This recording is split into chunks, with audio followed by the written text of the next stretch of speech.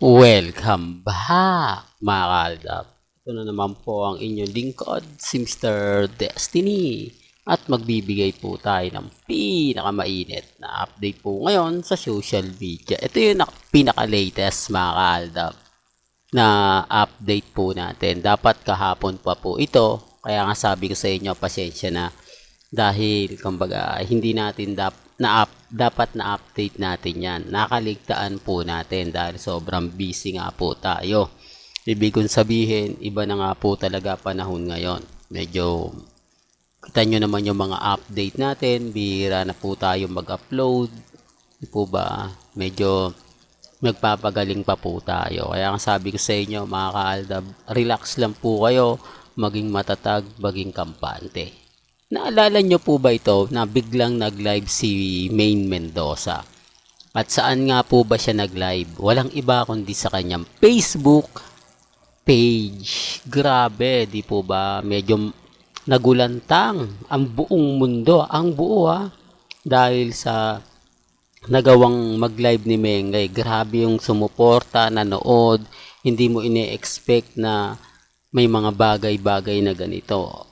Di po ba? Dito po nagsimula ang lahat at dito po natapos din ang kumbaga ang ibig kong sabihin, mga kaaldab, dito po natapos ang Eat Bulaga sa GMA 7. Kaya nga sabi ko sa inyo, may mga bagay-bagay po na naaalala po natin. Di po ba? 1 year na po pala na ang bilis ng panahon, ang bilis ng mga bagay-bagay, di po ba? Ngayon, hindi natin alam kung ano na po yung mangyayaring mga senaryo, kung ano na nga po ba yung maraming mga magaganap, di po ba?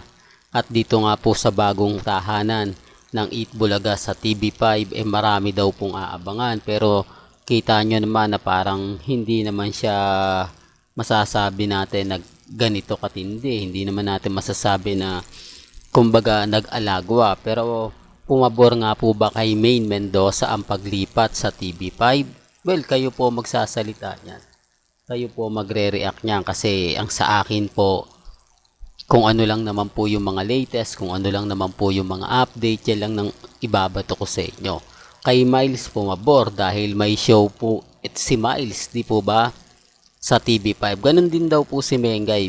Kumbaga inaantay lang etong June yung huli ko, hula mo, at may mga panundot pa raw po yan.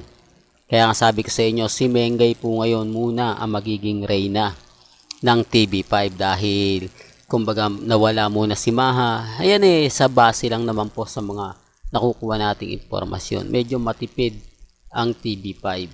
Kaya nga sabi ko sa inyo, may mga bagay-bagay po na ito, base na lang po ito sa mga nakukuha nating impormasyon. Sabi ko nga po sa inyo, relax lang po kayo.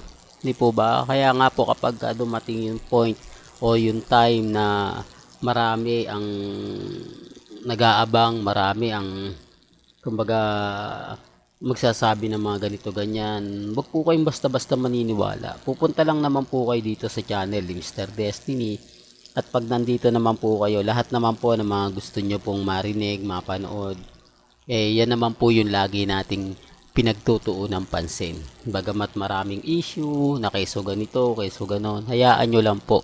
Kasi sabi ko nga po sa inyo, 1 year na po, pero hindi tayo, kumbaga alam nyo na, pinapaiyak ni Main Mendoza. Kaya relax lang. Well, hanggang dito na lang po yung updates natin Kaya kung gusto niyo pa po ng pinaka-latest at sariwang update, abay tumutok lang po kayo dito po sa channel ni Mr. Destiny para updated po kayo sa mga latest at sa mga bagong video po na ilalabas po natin maya-maya lang. Hanggang sa muli, salamat po sa panonood at pakikinig.